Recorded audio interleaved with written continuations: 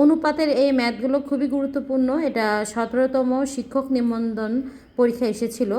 তো এখানে কোশ্চেনে বলা আছে দুটি সংখ্যার অনুপাত 3:2 এবং তাদের গসাগু 4 হলে তাদের লসাগু কত। খুবই শর্টকাট একটা সূত্রের মাধ্যমে আমি দেখাচ্ছি। সূত্রটা হচ্ছে এই যে এখানে দুটি সংখ্যার যে অনুপাত দেওয়া আছে, এটা আমি কি করব, গুণ করব। তাহলে এখানে হবে 3 গুণ 2।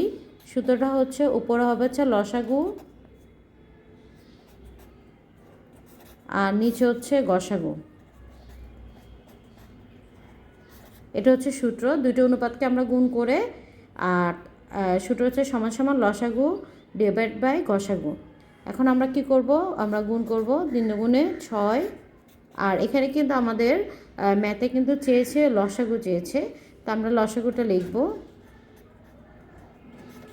আর আমাদের গসা কিন্তু এই ম্যাথে দেওয়া আছে, গসাগু হচ্ছে 4 দেওয়া আছে।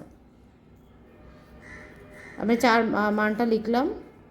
তাহলে এখানে আমরা কি করব, এখানে আর গুণন করব। 6 আর 4 গুণ করলে হবে 4 6 24। আর এখানে তো মনে মনে 1 আছে নিচে, তাহলে আমরা লসাগুর সাথে 1 গুণ করলে লসাগুই হবে। তো লসাগু সমান সমান হবে 4 6 24।